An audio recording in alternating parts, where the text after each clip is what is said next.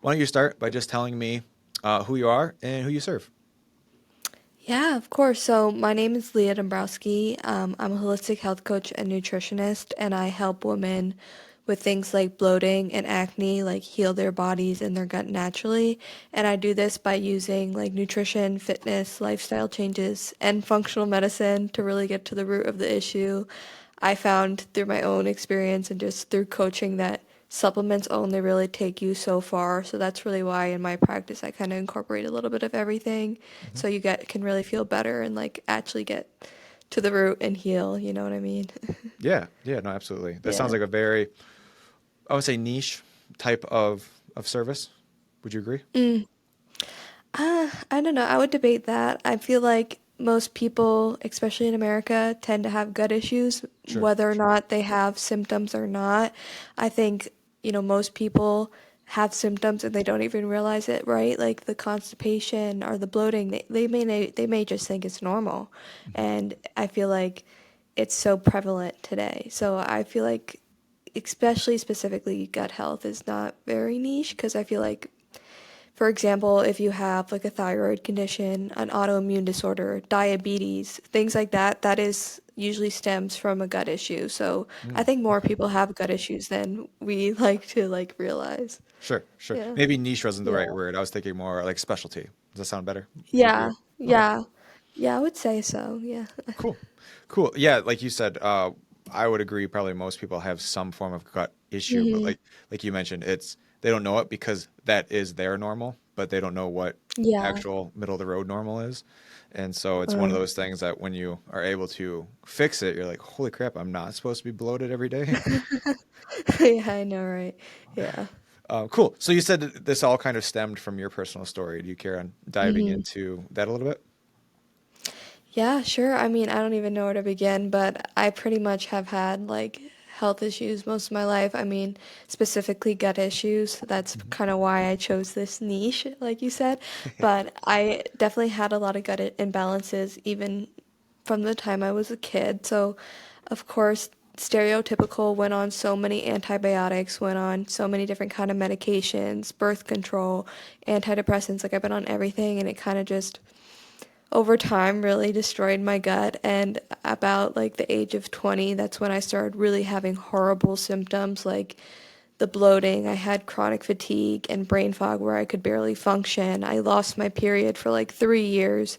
I was literally I just had like every symptom and I was like what the heck is going on? And of course I went to doctors at first and I'm like telling them this laundry list of symptoms and they're did my blood work, they did tests and they're like, "Oh, it's normal. It's just your anxiety, stereotypical story." But Mhm. thank God I stumbled upon like functional medicine and holistic health because that's actually what gave me answers to like what was going on in my gut and just the way it was, not optimal. So I definitely hopped on that trend and that really showed me like how to actually heal my gut and not deal with these symptoms over anymore. And over time, I was able to like heal my gut, and I also had like some autoimmunity and stuff that I was able to remedy and stuff like Mm. that. So I'm really, really, really grateful that I ran into functional medicine, but I dealt with just about anything, everything, and I probably like most known for like bloating because that was what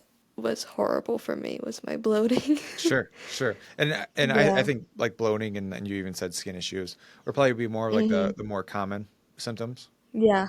Sure. Yeah. I Um, would say so, but I think brain fog and insomnia are huge too. And like oh, chronic fatigue, I think a lot of people have sleep issues nowadays as well. okay. And that stems from the Yeah. gut health. Sometimes, I mean, that also can come from lifestyle things. Yeah, yeah, But for definitely. me, it was a gut health thing. Sure. Yeah. Nice. I want to talk about that a little bit more, but you Mm, said specifically there were some autoimmune symptoms or issues that you mm, said remedied. Can we dive into that a little bit? yeah. Yeah. So autoimmunity, like a lot of people just get diagnosed with it and they're like, oh, it just came out of nowhere, right? But Mhm. typically, like it starts building up over time. So you will like show like autoimmunity before you ever get diagnosed with autoimmunity. And it does usually stem from gut health. I mean, it does stem from gut health. Mhm. So, like, ignoring symptoms like this over time can lead to an disease.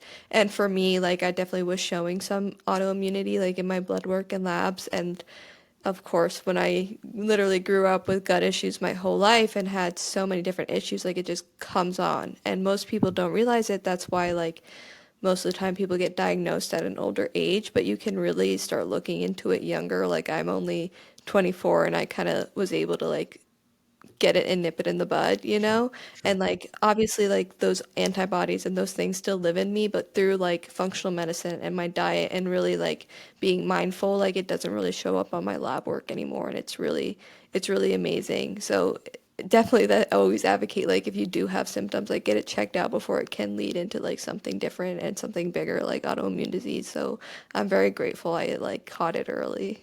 Sure. Yeah. No, no, absolutely. What are some Yeah. symptoms to look out for? I would say like like like I mentioned for me it was the bloating, the constipation, the acne, like the fatigue. Like there's so many different symptoms and symptoms kind of display differently for people and I know some people unfortunately don't really have a lot of symptoms. So I always kind of like to reframe things for people like if you do have symptoms like that is a blessing and like that is your body telling you to pay attention and that Mhm. there's something going on there.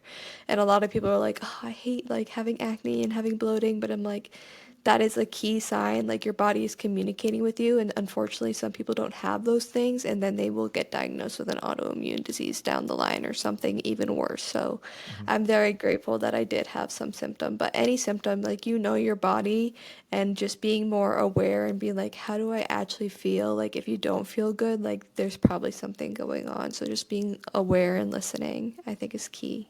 Yeah, yeah, and I think that's where a lot of people falter. We often Yeah. respond to, all the external stimuli, the Mm. commercials, social media, everything that we see. We're getting bombarded with something stupid like 30,000 pieces of data. We're getting bombarded. I don't know if that's in a day or what, but our body is Uh, and brain is constantly responding to that, and we're often ignoring those internal cues and stimuli. yeah. So being able to take a step back and say, "Hey, these symptoms are your body trying to communicate with you. You should listen." Mm. Yes, exactly. I mean, they're there for a reason and they suck, but there's a way you can overcome it and there's a way like you can actually get to the root. So that's always what I'm telling people Yeah. too. Yeah, absolutely. I mean, Yeah. even if we were to kind of like take it one step simpler, that's what pain is, right? Pain is Hmm. your body's response saying, stop whatever the fuck you're doing. It's not working. Whether it's, Yeah. stepping on something or even strength training, right? You're going to be pushing your body or just training in Yeah. general. You're pushing your body to a limit and your body's like, hey, if we keep this up, something bad's going to happen. But then you keep pushing that line and line and your body responds to it, right? And it adapts. Yes, exactly. Sure. So Perfect. it's Awesome. You mentioned a few times that you have kind of like experienced and discovered functional medicine and more holistic practices. I think in today's age where we are very quick to jump to pharmaceuticals mm, and or very quick to dismiss the holistic side of things, I'm very interested to hear about your thoughts slash your kind of journey into experiencing it and kind of how that applies to your current practice. yeah, I mean, I love functional medicine. Obviously, like that's what really moved the biggest needle for me. But I think, of course, I think a lot of practitioners, like at least in my field, the functional medicine space, don't really have that nuance. Like, there is nuance there. Like, of course, Western medicine and like traditional medicine is so needed, and like the technology is insane. Hmm. And it's just not for everything. So for me, like with the gut issues, with the hormonal imbalances, like there is something going on in your body and like we say in functional medicine, we want to get to the root cause. So when you go to like your primary care physician or like a gastroenterologist for your gut issues, like like I mentioned, you're going to get an antibiotic. You're going to get some random medication that isn't really addressing the root cause and Hmm. like what is actually causing your issue because that's just a band-aid approach, like we call it. So in functional medicine, we use supplements, and I personally use some lifestyle changes and like nutrition to really address that root cause. So like Hmm. you can overcome it and it won't come back because a lot of the times for me like the antibiotics maybe it will help for a period of time and then it's just going to come back because you're not addressing that root cause. Right. So that's what really helped me and helped me overcome that bloating was the supplements and the changes in my lifestyle and in my practice. Like that's definitely so needed, especially for like gut and hormonal imbalances and like these uncomfortable symptoms because the doctors they're great at like fixing your broken foot, but they're not going to help with these like acute things like bloating and chronic fatigue. That's more so why I love like the holistic approach to it. Yeah. Yeah. No, I agree. I Yeah. often tell people that doctors have so many other things to worry about. Like if you go in with like a Mhm. gunshot wound, broken arm, skin irritation, they're going to be able to kind of walk you through that. But somebody like for me, I have a master's degree in exercise physiology, and I have significantly Mhm. more credits towards exercise and nutrition than a doctor would. And they have Yeah. something like 4 hours. I think they only get like four credit Yeah. hours, something like that in their schooling. And like they can't fix everything, right? I know some doctors have the Mhm. God complex, but they can't. And so they have to fix more apparent things like this broken arm or the more long-term effects like diabetes and stuff like that. They try to help curb those symptoms. But like you said, a lot of what you're doing and a lot of what functional medicine does is get to the root cause so that way we can prevent and alleviate Mhm. potential Yes. long-term effects. Yeah, it's definitely all about prevention. Like, I think being a young person, a lot of people don't think about that, but doing like the simplest things with your nutrition lifestyle, like that's preventative in itself. And I think, a lot of traditional doctors don't focus on prevention. It's more Mhm. so like curative. So kind of like I love how like the holistic space more about like preventing things from coming about and like being mindful so you don't get those diagnoses down the line. Mhm. Yeah. Do you know who Peter Attia is or Dr. Peter Attia? Maybe. He he's big on the longevity train, Uh, but he doesn't like calling it that. So he's kind of like the leading spearhead of the whole longevity movement without actually saying, he's a biohacker, longevity specialist, and all that. Essentially, what mhm. he tries to do is everything he can to become a centenarian, right? He wants to live 100 years old, Yeah. and he talks about how there's like kind of like four horsemen of the apocalypse of kind of like chronic old age and death, and he wrote a book called Outlive on how to uh, prevent as much as possible or reduce the risk of getting these four horsemen. And I don't remember where I was going with that. But a lot of it was like, oh, sorry, he went back. He kind of has this thing where he talks about medicine 1.0, 2.0, and 3.0. And medicine Mhm. 1.0 is that limb is gangrenous. We need to cut it off. Like very reactive. Medicine 2.0 is kind of where we are now, where okay, you have type 2 diabetes. We need to get you on insulin and potentially like something like Mhm. a metformin. Very reactive. And reactive, but also kind of prolonging life, also prolonging the disease state. Medicine 3.0 is preventative, saying Mhm. this is potentially the path that you're traveling on. We need to nip it now so that way you can really improve that longevity and improve your lifespan, but also your health span, right? People want to live long, but they want to live a long, healthy life. They don't want to be on, life support, but just say that can hit 100 years old, right? And so Yeah. a lot of what you were talking about was that preventative versus, proactive versus reactive.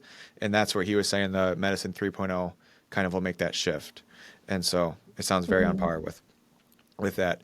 You mentioned a few times lifestyle changes. I want to talk about that and supplements, but what lifestyle changes have you done and seen success with, slash any clients that you have had seen success with? Yeah, I think the biggest thing I've changed, I mean, I've changed so much, but I think I really kind of honed in really hard on my nutrition and like that's lifestyle in itself. Mhm. So definitely I improved my nutrition and just focused on like whole and nutrient dense foods. Obviously, like I kind of, like to joke at my mom, like I grew up with like an anti-almond mom, like somebody who gave me like a bowl of cereal, for breakfast. And that kind of wasn't helpful in my whole gut health thing. So I really had to learn how to eat properly and eat like in a way that was more nutritious and beneficial to my gut. And then also like I really did change like a lot in terms of like my routines, like the simplest morning and nighttime routine, like I kind of attribute that to like overcoming my chronic fatigue Hmm. and just really being more mindful of like how I spend my mornings and night. And I think my top tip for sleep, like insomnia, chronic fatigue, would be to be more in tune with like the sun. So like when Okay. you wake up, like a lot of people like to wake up in a dark room, and I will wake up and like open my blinds, turn on all my lights, get as much light as I can, go on a walk outside for like 5 minutes because that truly wakes you up so much. And then in Hmm. the night, like I really dim all my lights. I really am mindful about like my screens and blue light glasses and dimming my phone light even, and that's really helped me a lot with my sleep. So like literally these simplest things like being more in tune with the light, like for example, like for like meal times with bloating, like actually chewing your food more, like that's a lifestyle practice to implement, like and not, shoving food down your throat. So like just these little things, Hmm. and of course really being mindful with like what I'm eating, what I'm consuming, just being more aware of like how it makes me feel, and like of course moving my body. I started, going to the gym and doing all these changes, and like it just added up so much, and I saw a difference with like every little action I took. So those little free actions do make a really big difference. Yeah, yeah, absolutely. I know it's kind of a cliche now, but if you try to be 1% better every day, you're Hmm. 365% better in a year. And it's those small daily bite-sized actions, those small changes that really help make that long-term effect or long-term change. Mm. Cool. Have you read Atomic Habits by James Clear? Because he talks a lot about that. I I've heard of it, but I have not read it yet. But I do love habits, so I should read Yeah, it. I mean, it's a full-length book that essentially just says, if you have a goal, break it down into the absolute smallest unit possible. And he uses an example of, I think a lady was trying to go to the gym more. She was trying to work out more. So instead of making the goal, go to the gym, do an hour-long workout, her goal was to just hail the cab to get to the gym. And Yeah. so if your goal is that, and I like to tell my clients, if we're in the process of transitioning to the gym, then the goal could be literally just opening the gym doors, like just getting to the gym Hmm. and turning that into just a habit in itself. Or putting on your workout clothes. If you want to try to work out in the morning or hit a certain time, like at a certain time, just put your workout clothes on at that time and then call it there. Or see where the momentum takes you, because you pretty much have to convince yourself anything you can do to take that first step. And like you were saying, those small daily actions are what really help make those long-term sustainable results. Yeah, I love that momentum creates action, right? So Yeah, I love that. Yeah. yeah, absolutely, absolutely. What are some things nutritionally that I think you give me broad strokes, because like you said, you were kind of raised with the cereal and milk, and I Mm. think that would probably relate to vast majority of Americans.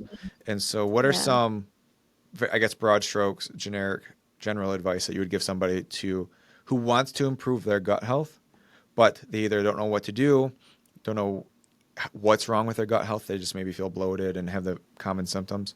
What are some changes that they can make in a broad spectrum?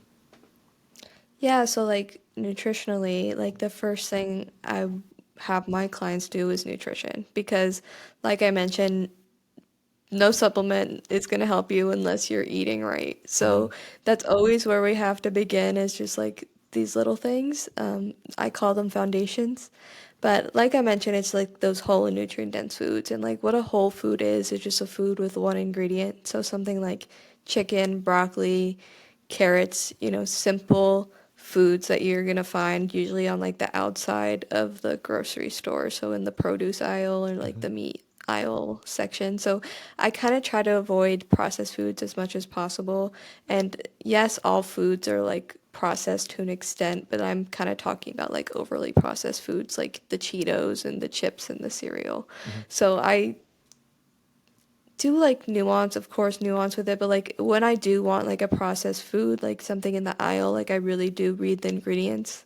So like kind of becoming like an ingredient checker and like, okay, are these foods whole and nutrient dense and are these foods gonna benefit me? And Hmm. are they like, red 30 and like all these harmful things, like those are obviously not going to help your gut health out. So I really do try my best to be really mindful of the ingredients I'm consuming, and also like really also eating more like nutrients would be like your fruits, your veggies, like your fiber is so crucial for gut health. And I feel Hmm. like right now there's a huge protein movement, which I love protein, and I definitely would recommend like about a gram per pound of body weight for anybody. But I think just as important is fiber, and a Hmm. lot of people neglect that fiber. So getting some more veggies in, like that's going to be super beneficial. Like just those little things, I think I'm very mindful. And like for some of my clients, like obviously I will have them like, you don't, I wouldn't recommend going on a random diet. I think I fell that I know this is like off topic, but I fell That's down okay. the rabbit hole of like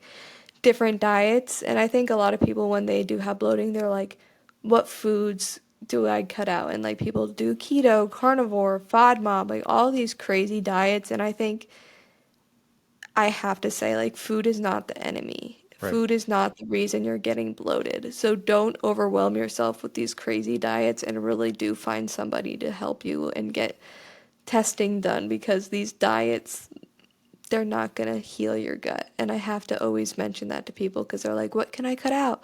What can I add? And I'm like, just focus on those whole nutrient dense foods and don't overwhelm yourself. Like, really do speak to somebody who knows what they're talking about and don't just try a random diet because they're not going to be very helpful. Sure. So, I guess those are just some tips I have for people because I've heard way too many, especially like women, talk about like the fact they've been on 50 different diets and it's just too much. Yeah. Yeah, and plus you get to a point where, I mean, everything. It sounds like, especially when talking about gut health, it's very individualized. And so, Mm, although Sally's best friend might have had super awesome success with this particular insert fad diet here, but Sally might have completely different issues, even though they might have similar symptoms that that diet won't yeah. be beneficial for. And that's not even speaking about the sustainability factor from each individual person. Yeah. Also, like I mentioned, food is not the enemy. So while, Sally's diet, maybe she tried FODMAP diet and she, was able to reduce her bloating, like that is not healing the root of her bloating. So the issue is still there. So that's what I'm always telling people, like, yes, it might help the symptoms, but it's not healing your gut and actually moving the needle in your gut health. Sure. So it's just a tool. Yeah. Yeah. So Yeah. so it sounds like it's a short-term tool to alleviate the symptoms while figuring out where the actual issue is. Yeah, but I think personally, I went on every diet and it never helped me. So Okay. I think really finding that personalized approach is key. But some diets work for people just symptom wise, but it's not healing. It's not like actually getting rid of the issue, I Okay. guess. Sure. So let me give Yeah. you a hypothetical that's somewhat hypothetical because I just had a conversation with a client today. Over like the last week, he's been experiencing like I guess chronic type bloating, but it's only been lasting like 5 days. And so he mentioned potentially just doing like an elimination type diet where we could just kind of like really boil down things to the more basics and see how we feel and then slowly implementing his normal foods back in. What are your thoughts on that?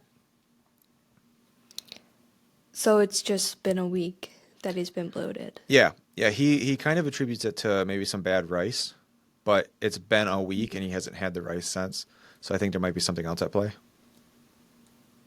Yeah, I mean, if it's just been a week, like that's not like obviously like that's not normal. Like if you're being bloated for like longer than like a few hours and you're bloated all day, like that's definitely not normal. Like if he had some bad rice, that could be food poisoning even. Like Hmm. I'm not too sure like what exactly went on and like what's going on with him, but if he thinks like a certain food is causing the bloating, like if that's like more so like his thoughts on the elimination diet, like all I would like kind of like say is that if it is something more serious going on, like elimination diet, like I said, will help maybe reduce the symptom, but it's not going to really help heal, like if he has some gut dysbiosis going on. Okay. But yeah, I'm not really sure like what is going like, because for me, like my bloating like just randomly started one day, and I was like, wait, what's going on? Like, is it did I eat bad rice, right? Like I had those thoughts too. I'm like, oh, maybe my period is coming, or Mhm. maybe like I just ate something bad, but it just kept persisting and like kept. I would wake up and just look 9 months pregnant from bloating. I would just be bloated all day, and like that's kind of where I'm like, it just comes out of nowhere sometimes, and that's usually like something just triggered it maybe, and like something's going on deeper in there. So Mhm. I would just see like, does it go away? Like, is it just that food poisoning, or like maybe is there something deeper going on, and just keeping an eye on it, because that's definitely not fun or normal, but maybe it's just food poisoning for all I know. Like, Yeah. yeah, Yeah. yeah, No, and obviously I'm not asking for proper diagnosis, but yeah. he he's been eating the same thing, kind of like chicken, broccoli, and rice, and he's been cooking his rice and like beef stock, but he's been doing it for a while. And I also know if you batch cook rice, that after a couple of days, it can potentially get moldy. Mm, And so yeah. I told him that, but I was like, you've also been doing this for a long time, so chances of that happening aren't zero, but um, could be something else. There could be a lot of things, obviously. Hell, his sleep could Mold be is a affecting it. tough one. Yeah. Yeah, mold is a tough one. I had mold, and that is tough. I lived in a moldy apartment in college, and that definitely triggered a lot of my gut issues and definitely some of my autoimmune like things. So mold is a tough one. That's a tough one, and it's like it took a while for me to get that out of my body. Yeah, I bet because it probably thrives in a very similar way to Yeah, our normal microbiome does. yeah, that's a tough one, but it's curable, and you can get rid of it, so that's good. Good. That is good. You mentioned, I think you mentioned, or I'm about to ask, what are your thoughts on like probiotics? Mm. Oh, I don't hate them, but I don't love them. Okay. Like I think there's like a time and a place for them. I just think most of the brands on the market are horrible. Of like, to be completely transparent, like most of the ones you'll see at like your local Target or your local CVS, like don't buy those, please. Like like looking into some of the different brands now, like a lot of the brands like they have contradicting strands in them. So Mhm. like I can't, think of one off the top of my head, but some brands will have two strains that kind of contradict each other, which means it's not really going to work. And like that's super not great. And a lot of the brands are just horrible. They have harmful ingredients in them. A lot of supplements you see like at the store like have harmful ingredients in them now, which is horrible. That's why I really don't recommend just buying random supplements. Mhm. But specifically like probiotics, like it, it's like it's just taking something random. I never recommend somebody just take something random. Like you don't know exactly what kind of strain your body needs, and to be completely honest, I don't think I've ever prescribed somebody a probiotic because you don't need them, right? Mhm. Like I don't know, like I think there's a time and a place for them. Like I think they're really helpful when you're on like antibiotics, like to add a probiotic to make sure like you are getting back that good bacteria. But again, a lot of the brands on the market aren't good, and you're not no, you don't know what kind of strain you need. So I think there's a lot of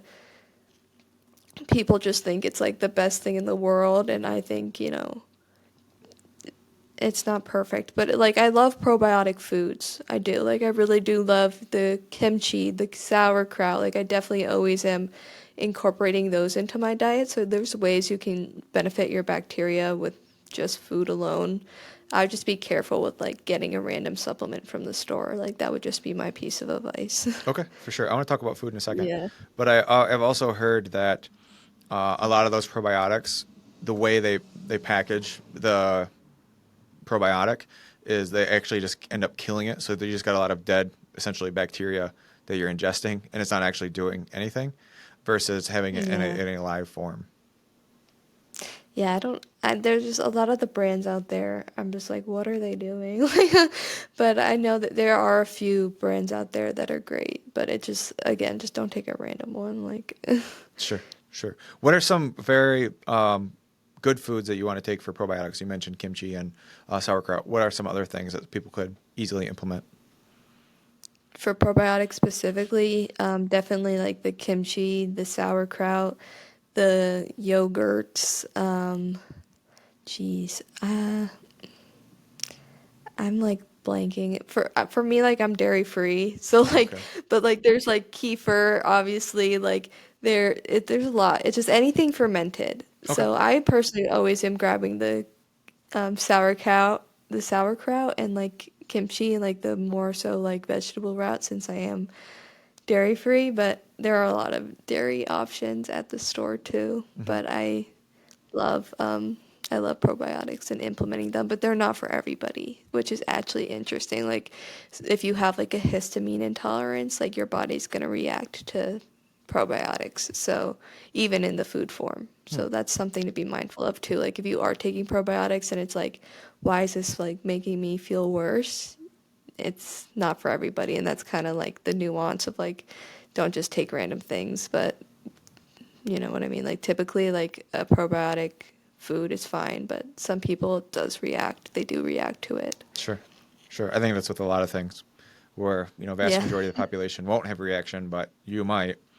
And Yeah. again, going back to Sally, her friend might be totally fine with it. And if she takes to something that it could cause an issue, that's why I'm not a big fan of prescribing specific supplements. Mm. I'll say the only one with the only caveat or the only exception is creatine monohydrate. Yeah. But Creatine. saying like, oh, if we want to get more protein in, quickest and easiest way is a protein powder. Kind of leave it at that, whey protein. But I'm not going to say try this specific brand or this specific flavor because there could be an ingredient, 7 ingredients down that they have a reaction to, and then they're like, I'm suing you. And I'm like, well, I actually have insurance, so fuck off. But no, I'm just kidding. They don't say that. But I try to, like I said, I don't want to prescribe specifically something, and I don't even think I legally can. But Yeah. I'll leave it kind It's of definitely you open. definitely want to get some testing done and like see what you need, and as opposed to just taking random things. I'm always recommending that because even for me, like when I had started having gut issues, I was like looking on TikTok, what's the best supplement for bloating and stuff, and of course you'll get like a million different videos right there, and I just say like it's not the way to do it. Don't waste your time, don't waste your money because it could make your issue worse. Sure. It could not do anything at all. Like just really get that tailorized support and testing done, like for sure. Okay. So let's say you are somebody who has gut issues. They're looking on TikTok right now. What alternative could they do to get that tailored, customized support? Yeah, so I definitely recommend working with like a functional medicine practitioner or like a holistic health coach or somebody who has that background where they're able to really look at, I'll be honest, there are just like in Western medicine, like bad practitioners in the functional medicines field, and I had my tough go at it too. Like I definitely had a tough go at like finding the right practitioner because a lot of functional medicine practitioners won't look at your diet, your sleep, and your lifestyle, and like I mentioned, that is really crucial for healing. But Hmm.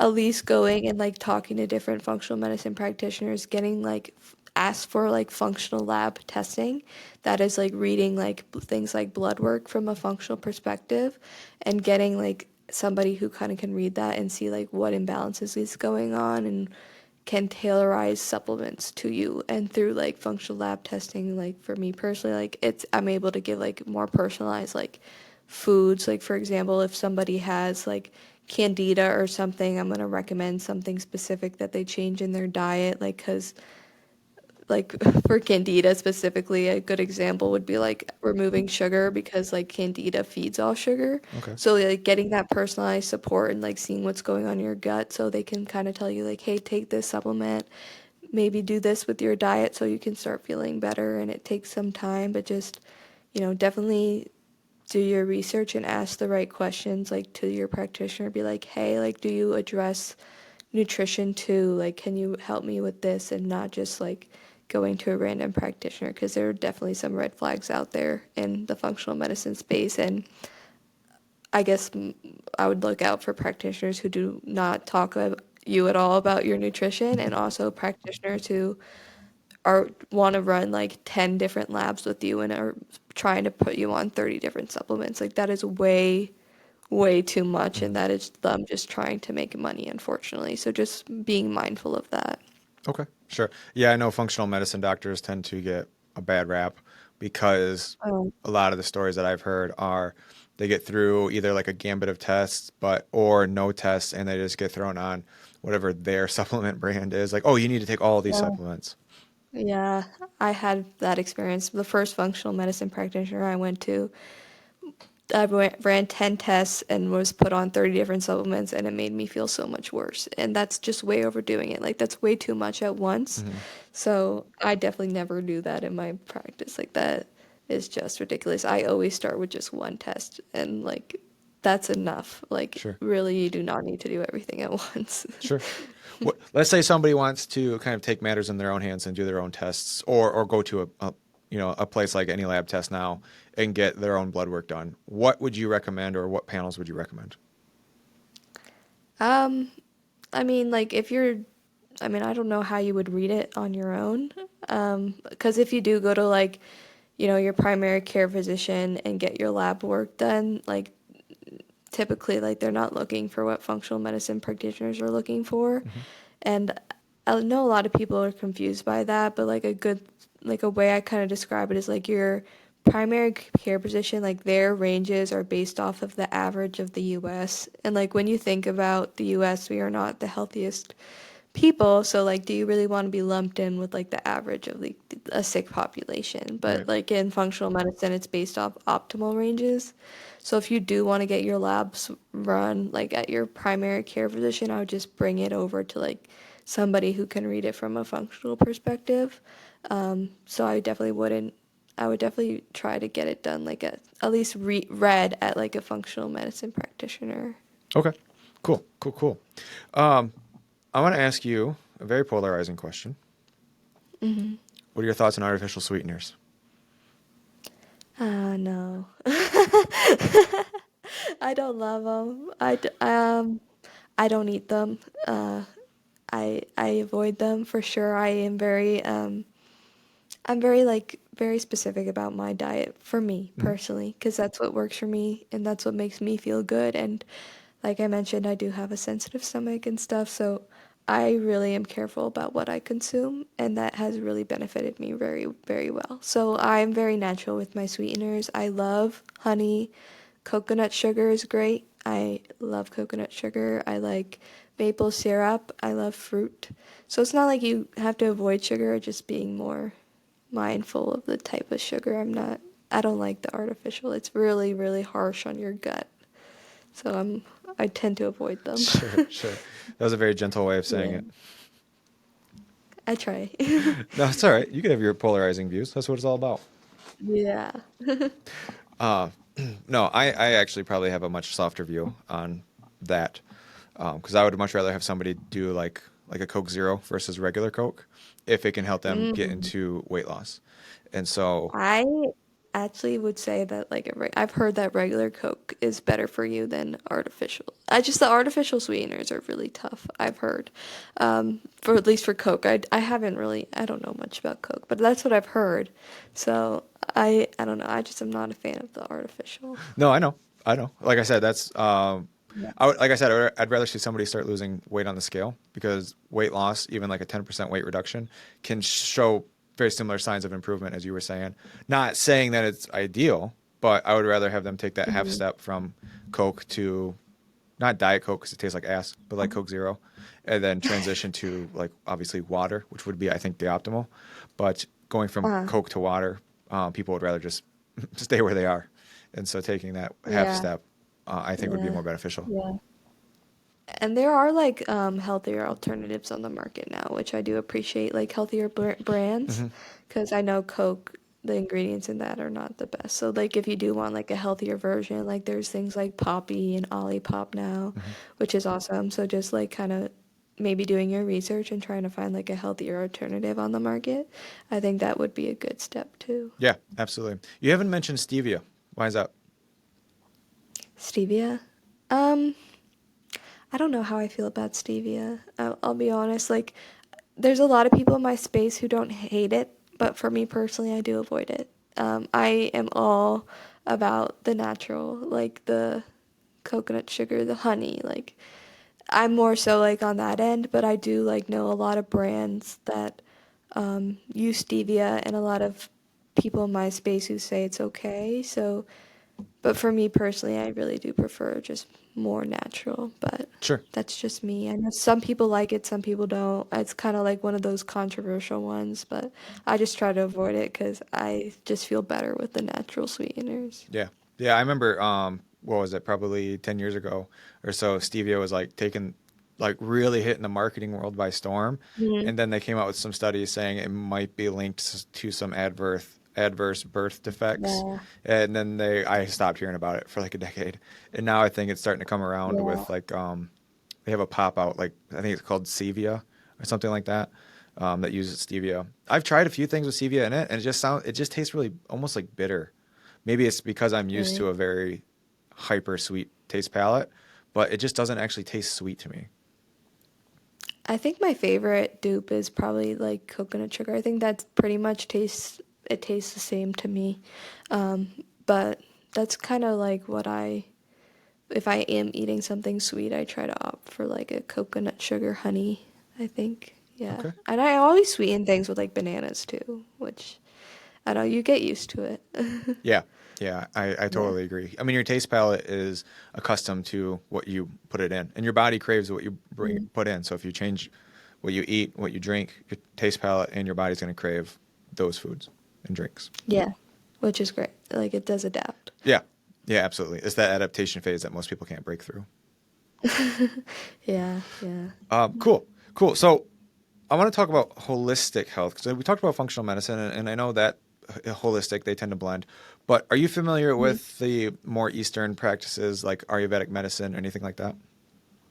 Art of Veda. Like yeah, yeah, I do like know a little bit about like those different things and like have definitely like implemented some of the I kind of do like to research them because like there's so much different like modalities out there that I feel like I can learn from and implement. So I do try to like my best to like look into them. So I've definitely like done a few different ones that I've like poked around in, but like holistic health coaching is more so like just addressing the whole person Hmm. and just like really customizing things based off like somebody's lifestyle and like position. So that's kind of where like the term holistic comes from. Yeah.